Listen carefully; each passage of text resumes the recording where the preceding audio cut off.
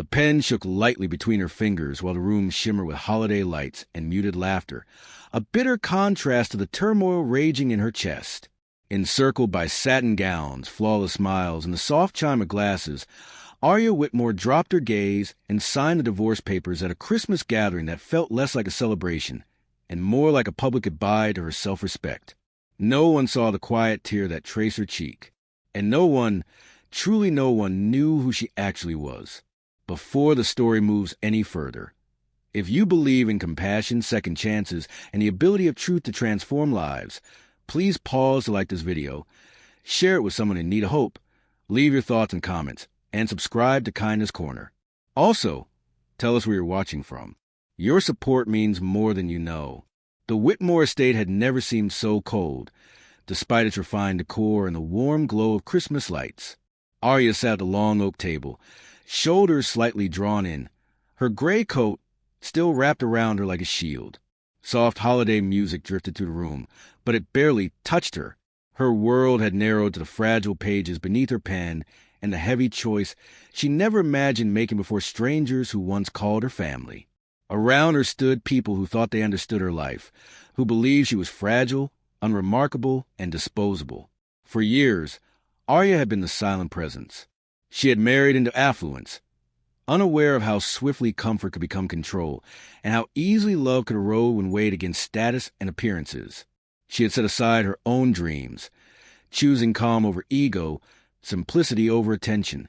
When her marriage began to fracture, she tried to mend it quietly, privately, hoping dignity might endure where affection no longer did. But dignity was delicate in spaces crowded with judgment. As she signed, the faces surrounding her held looks sharper than any spoken insult. Some offered courteous smiles, others traded knowing looks, and a few barely hid their amusement. To them, Arya was the woman who lost, the one who failed to keep her place in a world obsessed with image. They saw her as someone fortunate to have belonged at all, and now even that fortune had faded. The party carried on, graceful and unmoved, as if her heartbreak were merely another decoration on the tree. What no one in that room understood was that Arya had learned silence long before she learned concession. She had grown up knowing restraint, duty, and humility, not from lack of choice, but from being taught to prize depth over display. Her history was carefully protected, not from shame, but from intention. She had walked away from a life of immense privilege years earlier, determined to build something genuine on her own terms. She never spoke of her father, Malcolm Whitmore, a man whose name shifted markets and whose presence dominated rooms far more grand than this. Arya believed love should stand on its own, without leaning on wealth or influence. She believed that people showed their true nature when they thought no one influential was observing. And tonight, as she signed away her marriage beneath the gentle glow of Christmas lights, she was discovering just how accurate that belief was. The instant the pen lifted from the paper, an unfamiliar calm washed over her. The hurt remained, deep and unmistakable.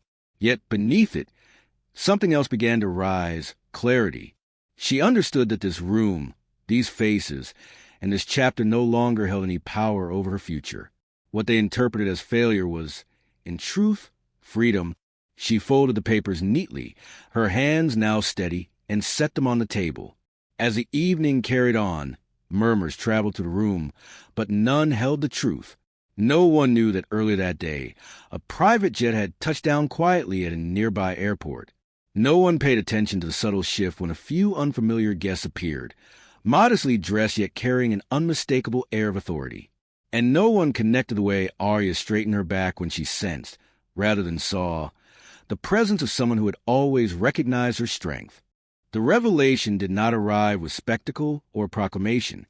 It came softly, with respect, the way genuine power so often does. When Malcolm Whitmore entered the room, conversation slowed. Some guests recognized him immediately. Others felt the change without knowing its cause. His eyes moved calmly across the room until they settled on Arya. In that instant, the entire evening changed. Laughter hesitated. The confidence of those who had dismissed her thinned into unease. Malcolm did not speak loudly or demand notice. He simply took his place beside his daughter, resting a gentle hand on her shoulder, his presence saying everything words did not. Those who had once looked down on her now found it difficult to meet her gaze. The truth settled heavily over the gathering. Arya was not someone who had lost it all. She was someone who had willingly stepped away from excess. And now she was free to return to her own world on her own terms. Arya did not crave revenge or validation. What mattered was the quiet grace of being recognized for who she truly was, not for the assumptions others had made. She realized that those who laughed had exposed far more about themselves than they would ever understand. And she understood that strength was not proven by how loudly one celebrates victory, but by how calmly one survives hardship. As she left the party, the Christmas lights appeared different, less taunting, more full of promise. The night air felt lighter, as though a burden she carried for years had finally been released. Arya moved forward not as someone saved, but as someone restored. Her future stretched wide before her, no longer shaped by judgment or expectation, but by choice. If this story touched your heart, if Arya's quiet resilience and inner strength moved you even slightly, please take a moment to like this video, share it with someone who needs encouragement, and subscribe to Kindness Corner. Your support allows us to keep sharing stories that remind us of compassion, dignity, and hope.